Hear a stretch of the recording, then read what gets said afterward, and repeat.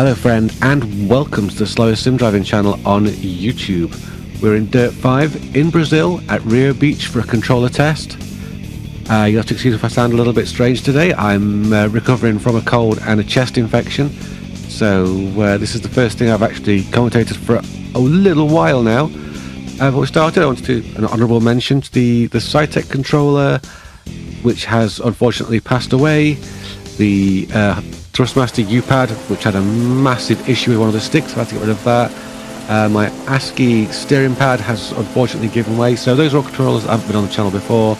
But the Hori mini wired pad, which did really well in Season 1 of Controller Wars, has unfortunately given up the ghost, so they're all gone. We're going to start this run with the Nacon PS4 wired mini controller. So each controller had a warm-up lap and then 3 timed laps. This is the order that they ran in. You can see in the bottom left there we've got the recording of the controller as it happened. I tried to keep the controllers as still as possible. We've got 5 controllers. Oh, that's that bridge there really catches you out. We'll talk about the track in a minute. Yeah, we've got 5 controllers running today and 1 wheel. I'm not going to separate them into categories just yet, not until I've had more wheels run. But the first time it's about to be set by the Nacon. Where's it going to come in? It's a 105.697 set in the bar. Okay, so this is a fun track. This is all dirt and sand and a few puddles. Like we've got 1 puddle on the inside here, which can really slow you down. We'll try and avoid that. Go a bit sideways if we have to. Get the tyres wet there, which causes a lot of understeer. That's going to be a thing. Running at the moment is the DualShock 1. You might have seen recently in one of the Forza videos. As we get to this section, it's an interesting section because we've got a beach here. So you can go wide to get a nice entrance. It's this left here, but if you do go too far to the right, you'll hit the water and scrub off speed. So it's a bit of a gamble, that one. We're very sideways through here, and this here is a bridge where you suddenly get traction and it throws the car forward. So if you're too far sideways, as you saw with the Nacon, it launches you into the barrier. There was a few controller runs which ended that way when I recorded this. Oh, the DualShock, I've got a bit of a spelling mistake there. I'll have to edit that in the final cut. If that said DualShock, then I've already edited it.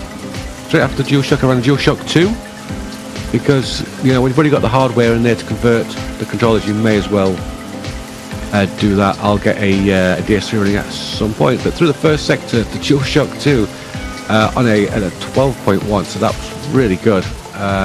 Really fast through there. Surprising to say we've got no force feedback, vibration, no analog controls. It was just point it and boot it and hope for the best. Obviously that's not going to be for the best all the way around the track. Losing out there a little bit to the Nacon. Still faster than the DualShock. That's going to be a thing now to be a DualShock. Okay, over the bridge. We come into the last sector. The car getting a little bit leery through the air. Really technical part of the track that you've got to have the car lined up just right. A couple of jumps, then the big left-hand hairpin. Boot it to the finish line. How's the time looking? Is that another 105? This is 105.847, not quite as good as the Nacon, but that's a really good time. Just 0.15 off.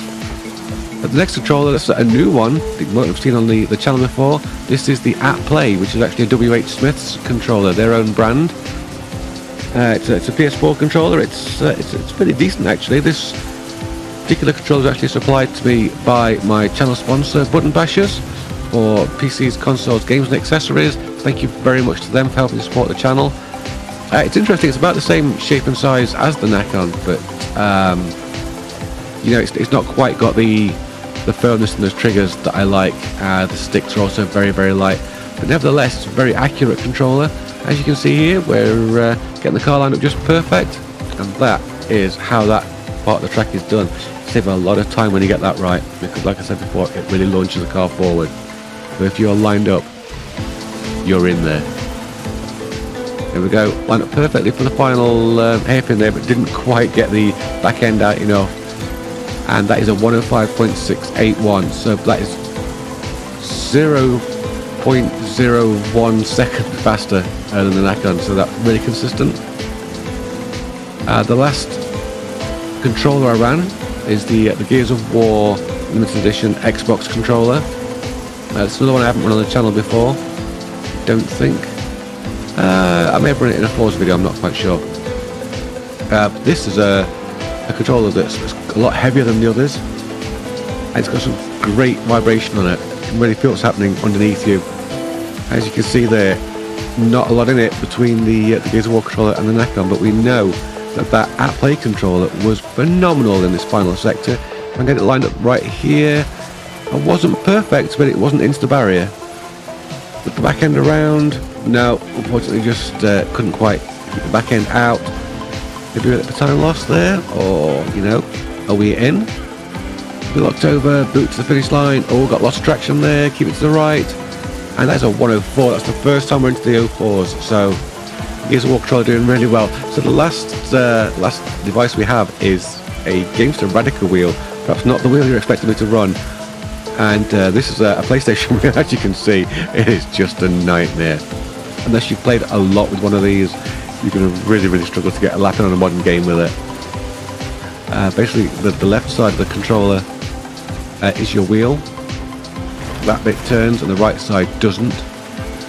I tried playing BeamNG with this controller and it was difficult. Nevertheless, it was beating the Nacon through the first sector, but it was soon losing out. But that's okay, you know, it's one of those great niche products that it's nice to just get it out the box and just use it for something. And it did alright, I suppose. You know, one of the laps was really horrendous, one of the laps was pretty bad, and as you can see, this lap is just meh. So this may as well have been the very first lap I ever did on this track. Looking across the line, that's a 108.37. That's not too far behind the DualShock. That's all good.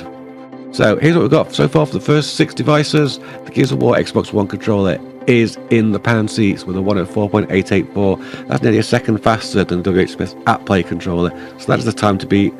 We'll be running lots and lots of controllers in this series, and I hope you'll join me to find out just what is the ultimate Dirt 5 control system. Until then, a big thank you to my Patreons for supporting the channel, and thank you to my Discord to keep me motivated making these videos. You're all wonderful people. Until next time, be good to yourselves, be good to those around you. Bye bye for now.